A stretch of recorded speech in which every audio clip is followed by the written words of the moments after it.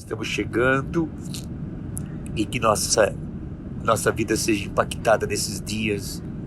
Aqueles que vão ouvir e ver aquilo que nós vamos sentir nesses dias, que eles possam receber o que estamos recebendo neste momento, o toque da Tua presença. Bendito seja o Teu nome, pelo privilégio, pela honra. הרוח והקלה, הרוח והקלה אומרים בו, הרוח והקלה אומרים בו.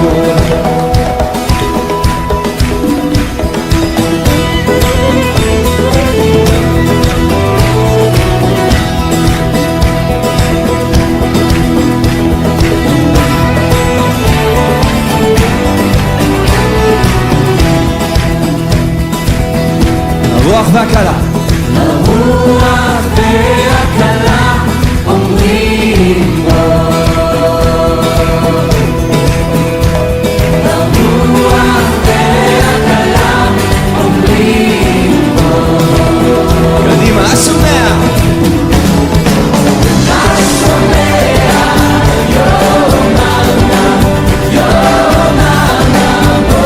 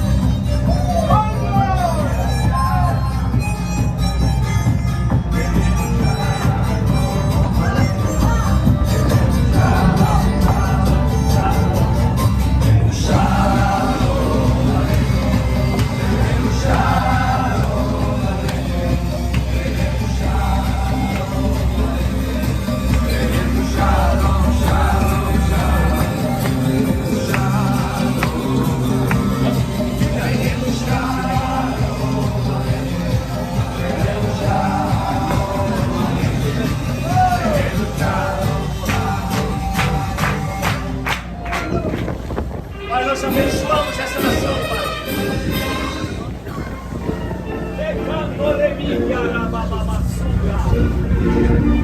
Alexandre, ora pelo país.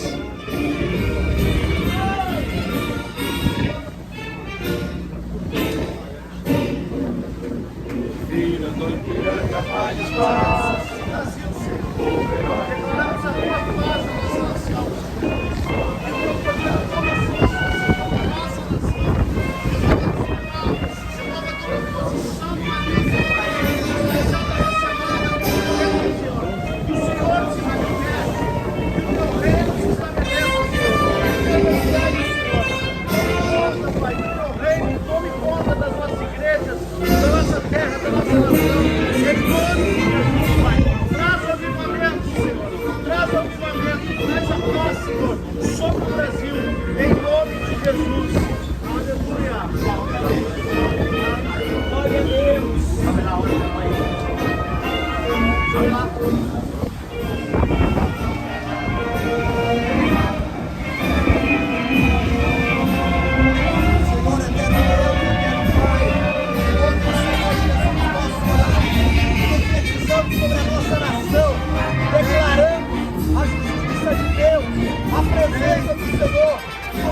nação. Nação essa que o Senhor escolheu, nós profetizamos, ó Pai, e cremos na sua bondade, no nome de Jesus. Nós amamos estar aqui porque aqui é palco de milagres. Quantos creem em milagres? Diga, eu sou milagre. Meu ministério é um portal de milagres. Chacoalhe o seu irmão e diga, você é agente de milagre. Diga, eu sou um agente de milagre. Agora escute. Com muita honra. Quero que uma pessoa me inicie agora. O pastor da maior igreja de Curitiba. Amém. Onde o ano passado o inferno tentando abortar seu destino. E nós choramos muito. E oramos muito. Eu vou apresentar a vocês o milagre, meu filho Samuel.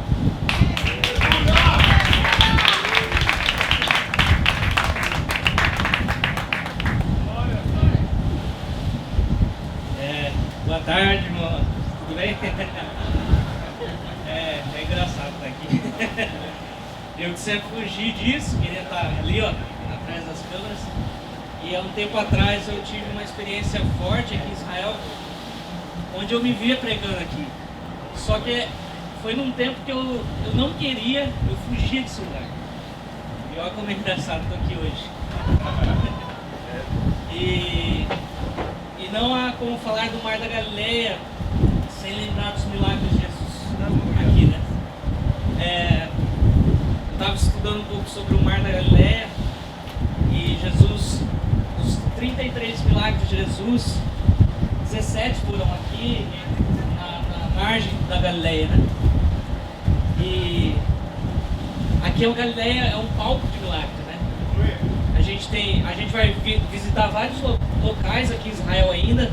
Alguns têm fortes indícios que aconteceu as coisas ali, outros são só para homenagear, mas aqui não mudou nada. Aqui é o Mar da Galileia, Jesus esteve aqui não sofreu nenhuma alteração. E orando, eu falei, Deus, eu queria compartilhar algo com meus irmãos em Israel. E Deus, numa noite, eu buscando a Ele me falou sobre Marcos 4, 35, 41, que fala da tempestade. E nada como um dia como hoje, né? Que está propício para a tempestade, para a chuva. E ali em Marcos 4, 35 diz: naquele dia, ao anoitecer, disse ele aos seus discípulos: vamos para o outro lado. Deixando a multidão, eles o levaram no barco, assim como estava. Outros barcos também o acompanhavam. Levantou-se um forte vendaval e as ondas se lançavam sobre o barco, de forma que este ia se enchendo de água. Jesus estava na popa, dormindo com a cabeça sobre um travesseiro. Os discípulos o acordaram e clamaram: Mestre, não te importas que morramos? Ele se levantou, repreendeu o vento e disse ao mar: aquiete-se, acalme-se. O vento se aquietou e fez completa bonança. Então perguntou aos seus discípulos: por que vocês estão com tanto medo? Ainda não têm fé? Eles estavam apavorados e perguntavam uns aos outros: quem é este que até o vento e o mar lhe obedecem? Quando a gente lê esse texto, não sei vocês, mas eu sempre perguntei assim: como que os discípulos puderam assim achar que iam morrer se Jesus estava no barco? E eu sempre brinco assim que quando eu tenho um pouco de medo de andar de avião, e eu falo sempre, se meu pai está no avião ou tem algum homem de Deus no avião, o avião não vai cair. Então dá para ficar tranquilo. E eu costumava pensar assim: cara, Jesus estava no barco, eles tinham que ter essa confiança que Jesus estava ali. Até passar por uma experiência de uma tempestade aqui. Vocês não têm noção do quão temeroso é uma tempestade aqui. Em 2016 a gente estava nesse mesmo barco, fazendo esse mesmo trajeto, e de repente fechou o tempo. Eu vou até mandar o vídeo para vocês no grupo ali. Fechou o tempo, começou a dar chuva de granizo, vendaval. Eles tentavam baixar esse toldo aqui, o toldo fazia assim, ó, para frente, para trás, e deu muito medo. Foi aí que eu entendi. Eu falei assim, cara, eu julgava muitos discípulos, e aqui eu senti o que eles sentiram, o medo que eles sentiram.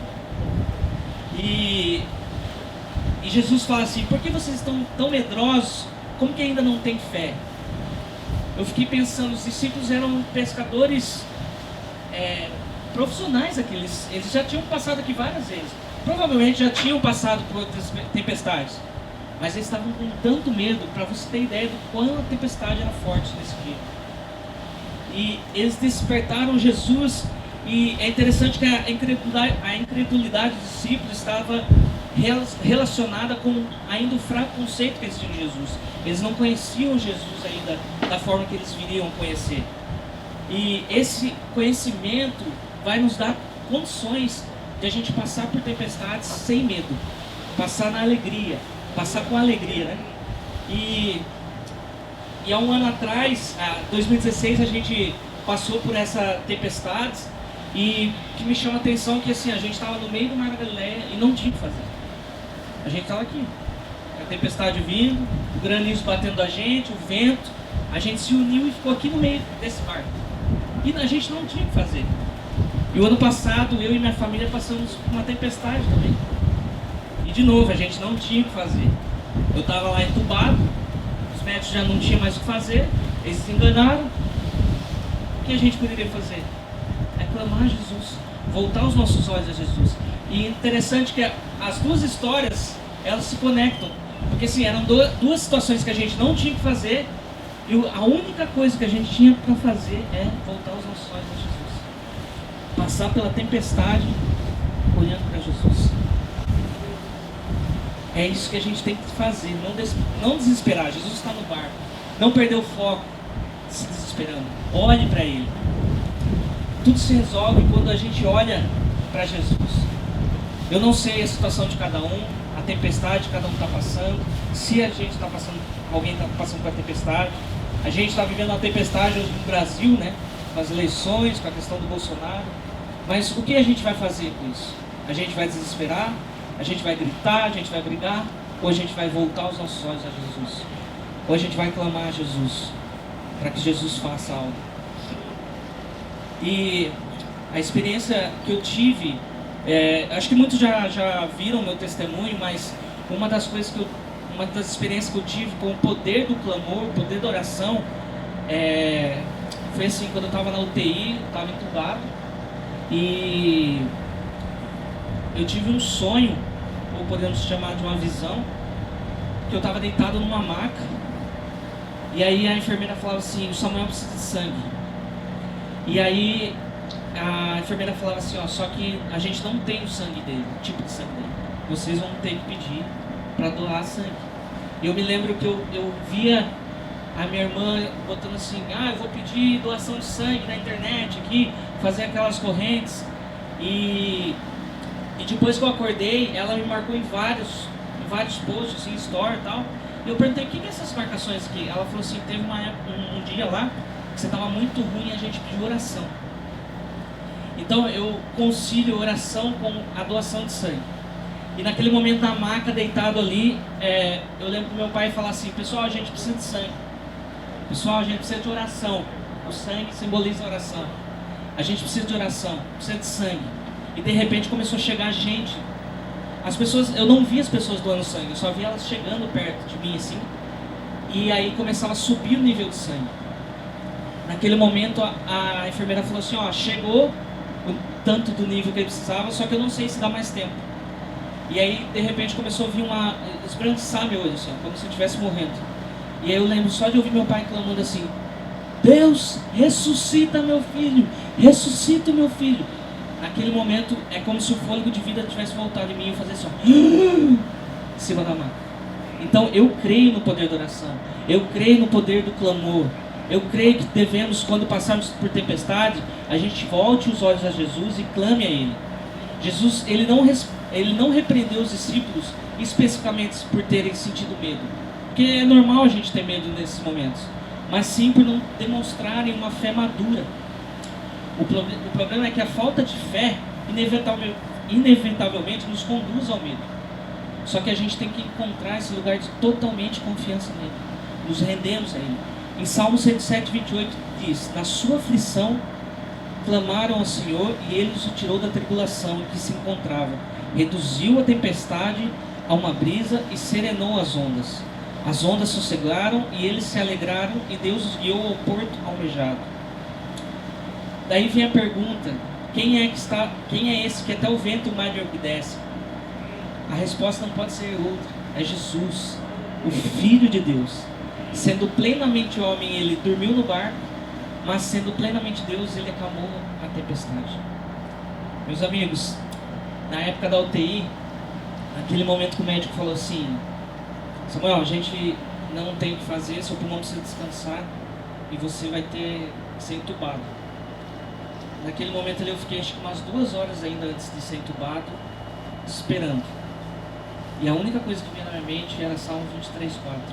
Ainda que eu ande pelo vale da sombra da morte, eu não temerei mal nenhum, porque tu estás comigo. Então a diferença é, a gente vai passar por tempestade, a gente não vai estar livre delas, mas como a gente vai passar?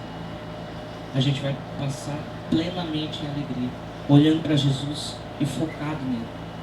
Então a minha oração por nós hoje é: Jesus, que voltemos os olhos ao Senhor, que não perdemos o foco em coisas, nas tempestades, nas coisas que estão acontecendo, mas que voltemos os olhos a Jesus.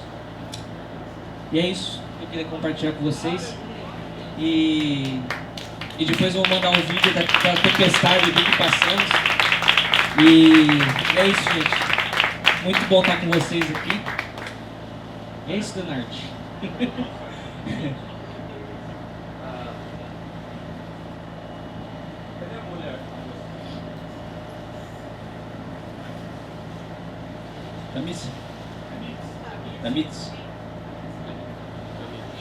Anit, tem como colocar a mesma música que nós chegamos, aquela música de oração? Ok. Venham aqui, por favor. Vem. Vem. Deixa as coisas, vem. Sem celular, vem.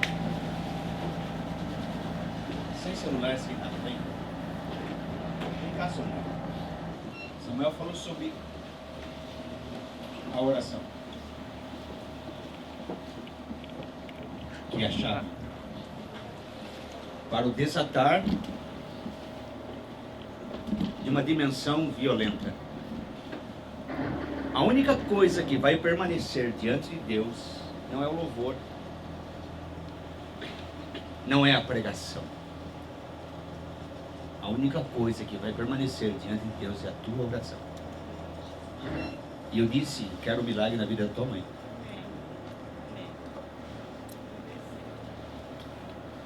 Seu Nelson, quero um milagre na vida dos seus filhos. Quero um milagre na tua empresa. Na tua empresa. No teu ministério. No tua família, Jesus. Como teu ministério, teu pai, teu coração, tua família, teu ministério, teu coração, teus filhos, teu ministério, tua cidade. Cada um de nós aqui, Deus o Pai vai nos surpreender agora. Viu, Zé? Você veio para receber. Vem aqui, filho. Todos nós vamos receber uma ativação tremenda agora. Quantos creem?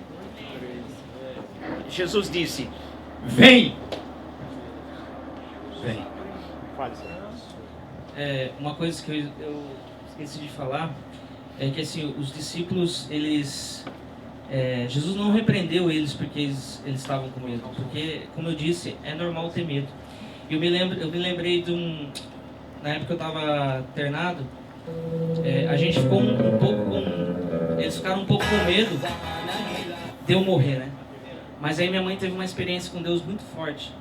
E a partir daquele momento, ela descansou em Deus. Ela falou: ele não vai morrer.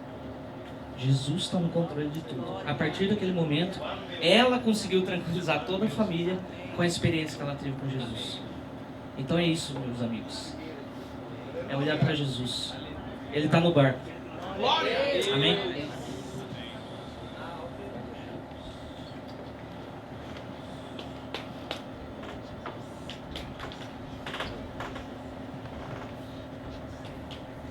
Dobra o teu joelho.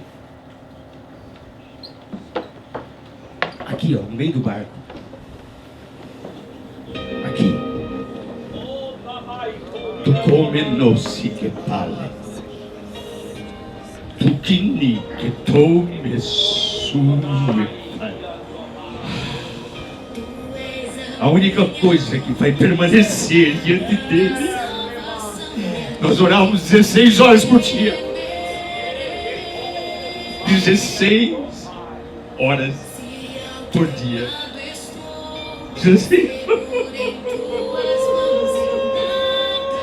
Ah, meu pai!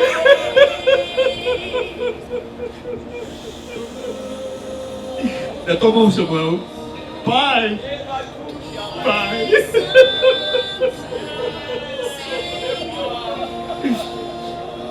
Vem aqui, Felipe. Vem aqui, Felipe.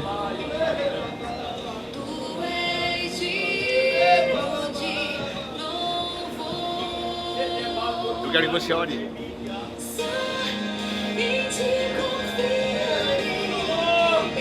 Obrigado, Pai. Obrigado pela vida. O Senhor disse nesse lugar: eu sou o caminho, a verdade e a vida.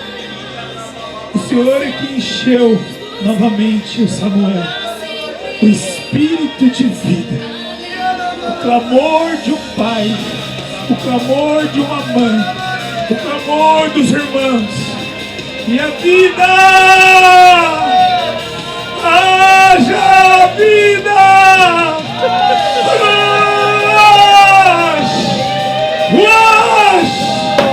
O mesmo sopro Uramá que encheu Adão, Uramá, o mesmo sopro de vida que encheu Samuel. Nós declaramos vidas nos ministérios, vidas nas famílias. Aonde o inimigo disse morreu, nós declaramos vive! Viva! Ramá! Nós queremos, ó Pai, porque sabemos que os teus anjos levam as nossas orações em censais de ouro ao trono da glória. Nós oramos neste lugar, este lugar que Jesus curou, este lugar que Jesus ensinou, este lugar onde Jesus manifestou a glória de um país chamado céu.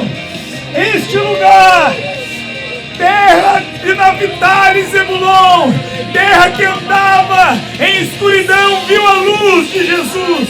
Nós declaramos essa luz sobre o Brasil, nós declaramos essa luz sobre os ministérios, nós declaramos essa graça, esse favor, em nome de Jesus. Eu sinto no meu espírito uma ativação profética. Segura aqui em pé. Uma ativação profética. Uma ativação, um momento de unção. Traga ele, traga ele. Há uma unção. Há um momento de unção. Há um momento de unção. Há um momento.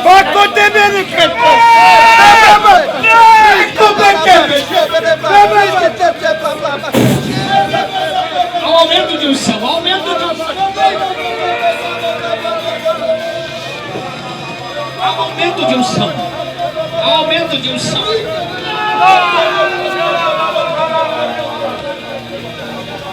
Há aumento de unção. Aumento de...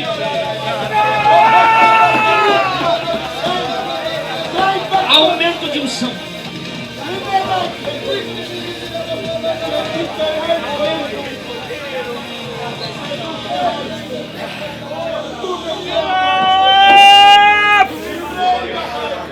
Deus vai usar esse menino.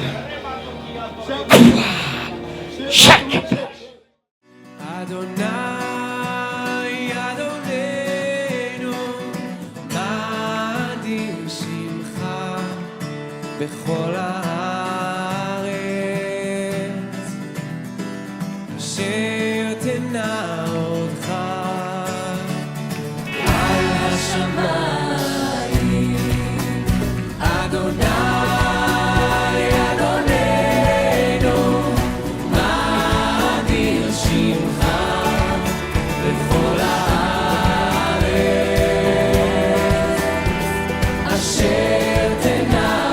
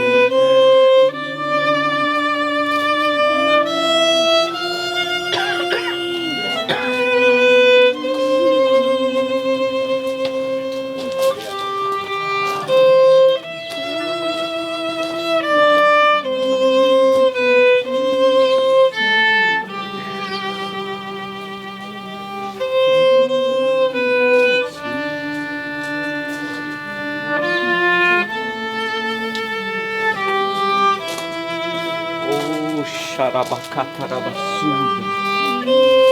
Glória a Deus. Ramatuki andomai, andomai. Xarabababassuya.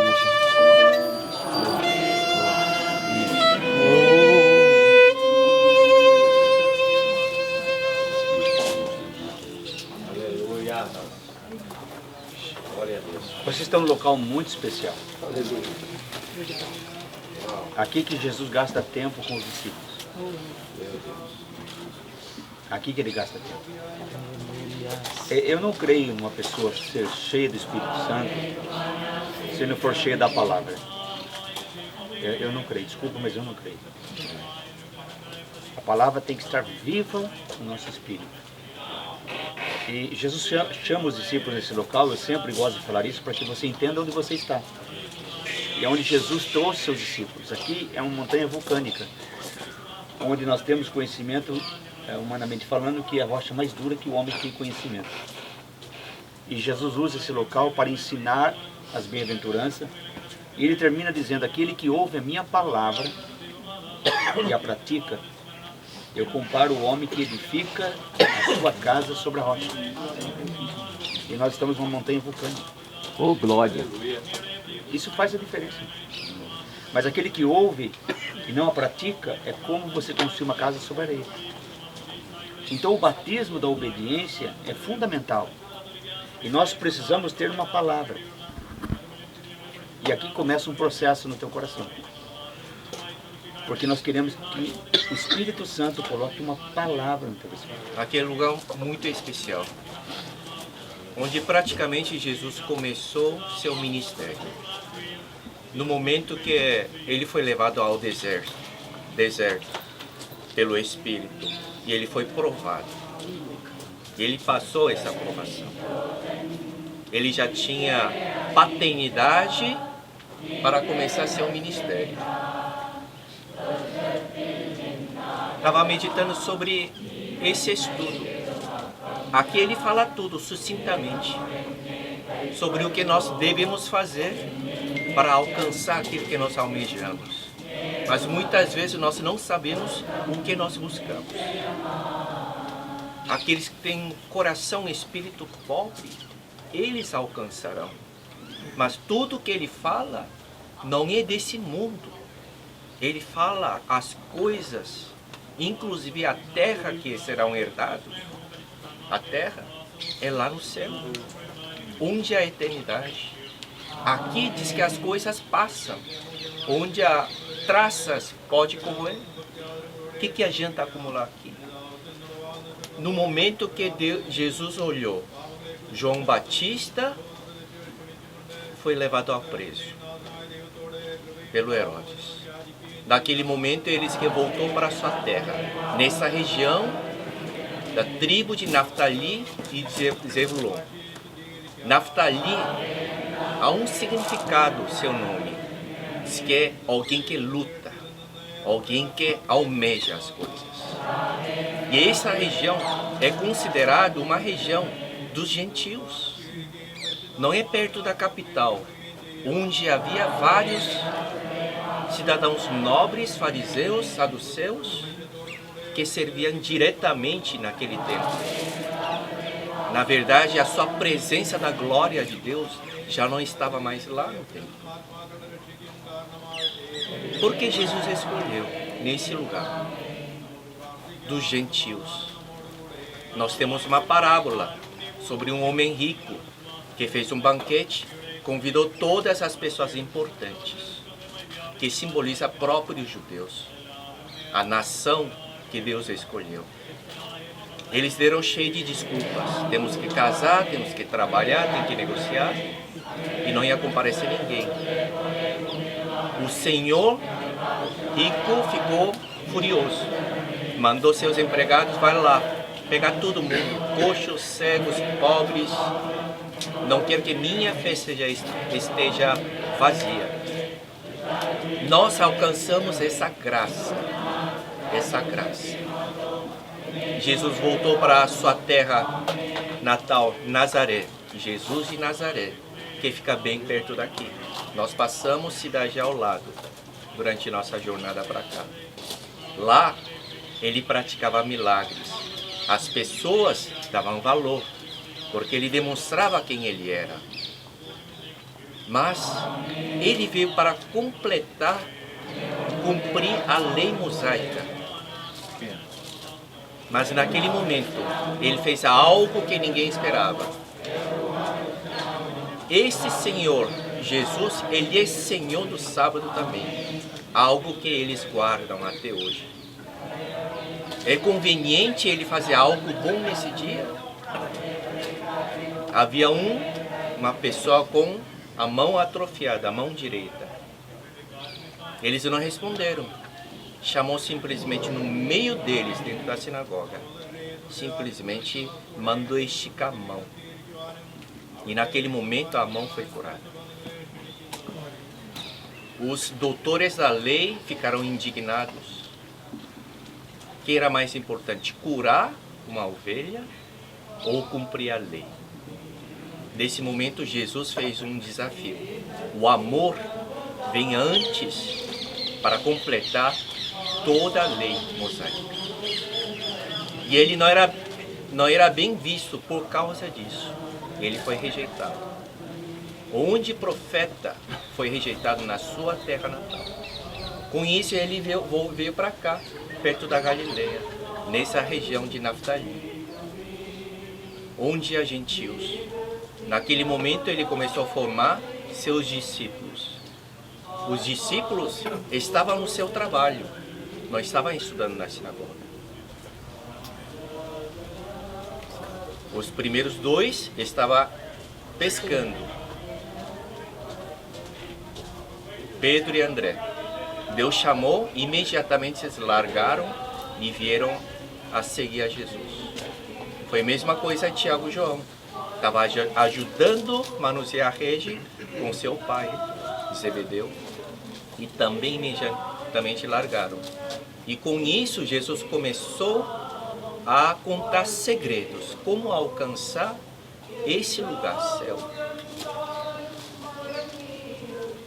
Durante capítulos 5 a 7, existe tanta chave que nós podemos estudar.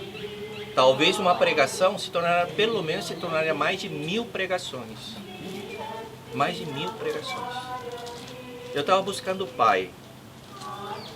Pai, o que o Senhor quer que fale? Porque não tem como fazer isso. Porque se traria um seminário de 6 meses, no mínimo, isso. Aí o Pai falou assim, não, você não vai pregar. Eu vou manifestar. Eu orei, Pai, então que seja somente seu instrumento. Que a minha boca seja a sua boca.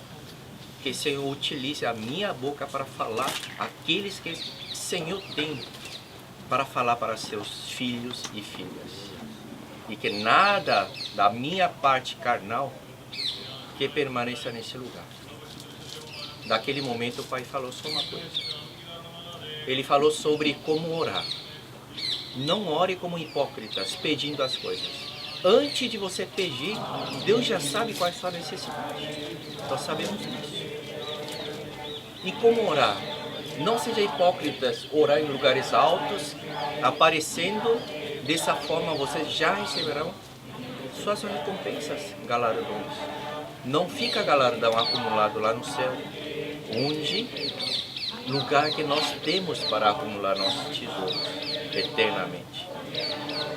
Naquele momento ele fala, entre no seu lugar, no seu quarto, feche a porta.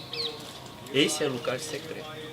Isso é a essência, onde emana todas as coisas que vêm do céu. Não existe ministério em nome dele que não receba dele. Todos os dons devem ser utilizados para beneficiar o ministério, não é para as pessoas, para beneficiar o ministério. Não é porque eu recebi dom e simplesmente vai curando todos para me gloriar. Não. Jesus, quando antes de ressuscitar Lázaro, ele sabia a vontade do Pai. O que ele fez, ele tinha certeza, porque ele entendia e ressuscitar Lázaro era a vontade do Pai. Por isso que ele não teve receio depois de ter passado 2, 3 dias. Todo mundo estava ansioso. A ansiedade não vem do Pai. Quando você conhecer o coração do Pai, você não fica ansioso. Mesma situação que nós estamos diante da nação brasileira.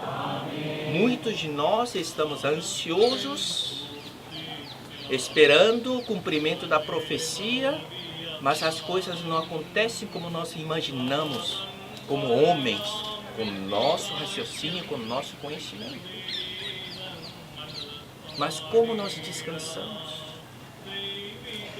Ele diz que ele sabe o coração do Pai porque o Pai está nele e ele está no Pai. Essa é a relação que deveria ser. Como filhos, não como servos.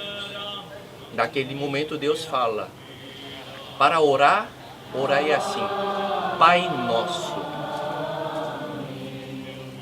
Simplesmente essa frase, Pai Nosso, Jesus já revelou muitas coisas. Porque naquele tempo, as pessoas teriam que esforçar para conquistar algo inatingível. Como a situação de servos. Sendo servo de Deus, já era muito honrado servir aquele único Deus eterno. Mas quando Jesus fala Pai Nosso, ainda Jesus fala Nosso, Pai Nosso.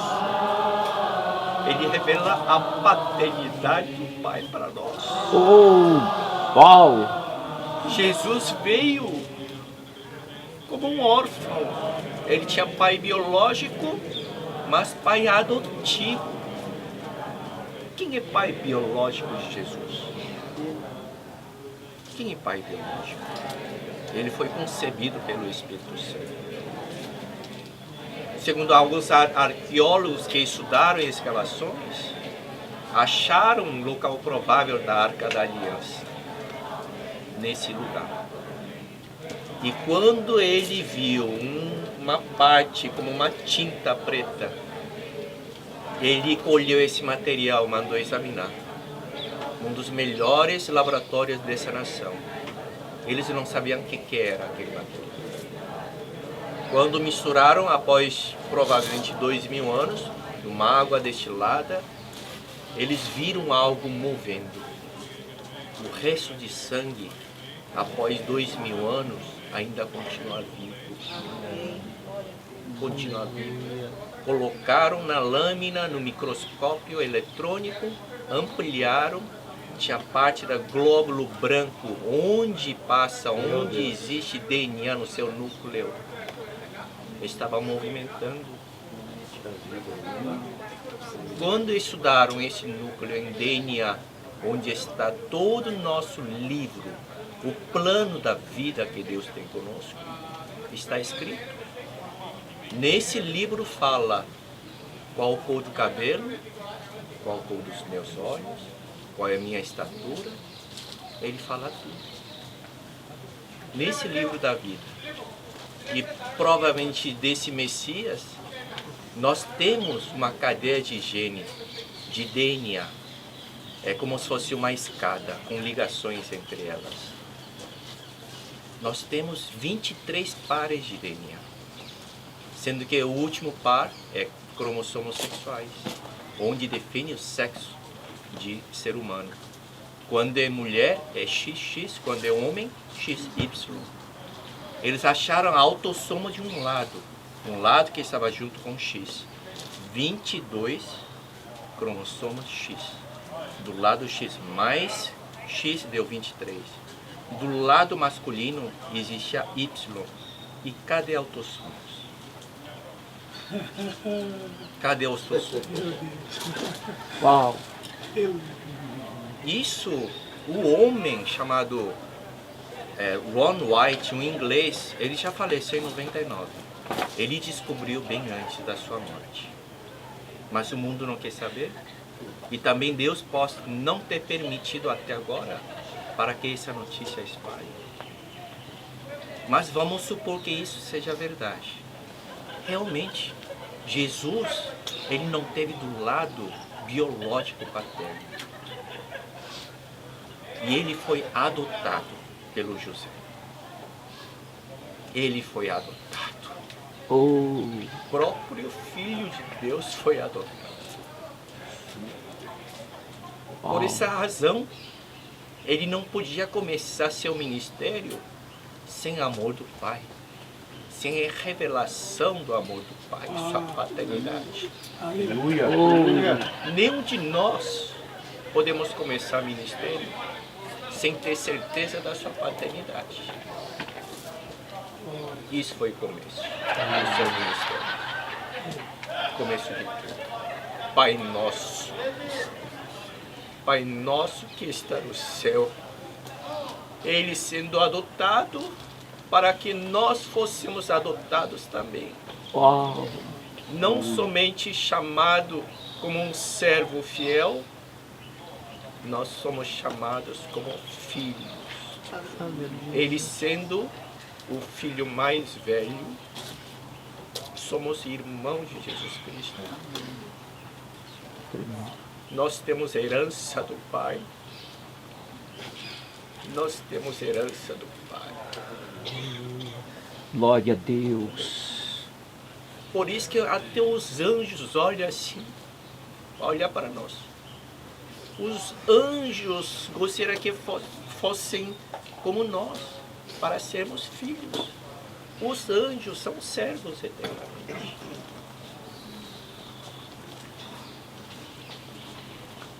Eu gostaria de ministrar a paternidade. Porque o Pai falou. Sei que muitos de nós já têm batismo de paternidade. Sem ter essa base, como a rocha, nosso ministério não pode avançar. Porque Jesus fala sobre construir em cima da rocha. Nós sabemos que aqui nessa terra, pela cultura, terra é mais arenoso. Para antes de construir qualquer tipo de casa, ele tem que estar baseado na rocha. Quanto mais condições financeiras que tem, poder, eles construem uma casa maior. Com isso, a base tem que ser mais sólida. Eles cavam até encontrar base sólida rocha. A partir daí começar a solidificar com as pedras. Assim eles constroem. Se simplesmente constroem em cima dessa terra, num dia de chuva forte, aquele muro desmorona. Muitos estão subindo. Mas quando a chuva chega, aquela parede desmorona. Muitos ministérios que nós almejamos, a fulano de tal, ciclano de tal, está crescendo. Nós não queremos de maneira alguma falar mal de algum dos irmãos, porque a igreja é de Cristo, a Ele pertence. Nós não temos direito de julgar. Quem julga é o próprio mundo. Mas nós temos tempo. A volta de Jesus é iminente. Eu creio a escolha da nação brasileira. Não simplesmente. Nós temos história de sangue. Quando Pedro Álvares Cabral chegou, um dos componentes daquela equipe tinha um cara chamado Olíngua. Ele era tradutor e ele era judeu. Nós temos raiz judaica. Por isso que não é simplesmente Brasil por acaso, porque tem muita natureza, muitos recursos naturais. Não. O recurso natural que nós temos são humanos. O mais valioso. Eu gostaria que todo mundo fixasse no Pai. Como a sua promessa nós aguardamos derramar do seu Espírito, como no Joel, como no Atos. Mas aquele que é filho tem que chegar no seu coração, não simplesmente nas mãos que ele pode oferecer. Amém. Somente quem encosta seu ouvido no coração, no peito, como João tinha essa relação com Jesus. Sabe o coração, Pai. Eu não quero um dia chegar, porque não vai ter duas chances. No Mateus 7 fala, não vos conheço. Mesmo tenha expulsado demônios, mesmo tenha se curado, mesmo que os sinais maravilhas tenham acompanhado, o noivo pode chegar assim, não vos conheço. Porque não tinha esse conhecimento do coração. Fechem os olhos. Diga ao Pai para se revelar. É a coisa mais valiosa que o ser humano como criatura possa ter. Se Ele não revelar quem Ele é, nós somos incapazes de nem imaginar. Ele revela porque Ele nos ama. Essa é sua vontade perfeita, da sua natureza imutável. Quando Ele me revelou, eu me senti partícula menos do que um pó. A sua grandeza da glória é incompreensível para nós.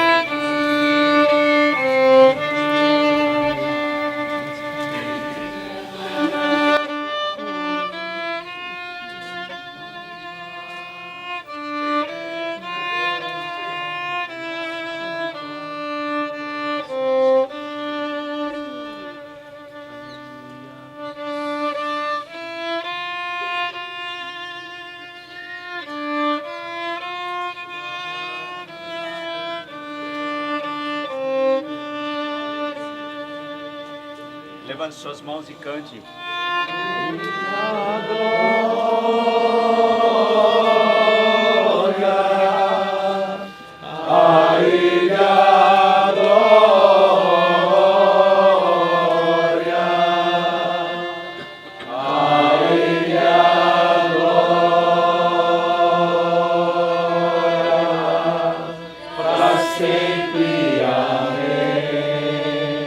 Cante para Ele. A Ele a glória,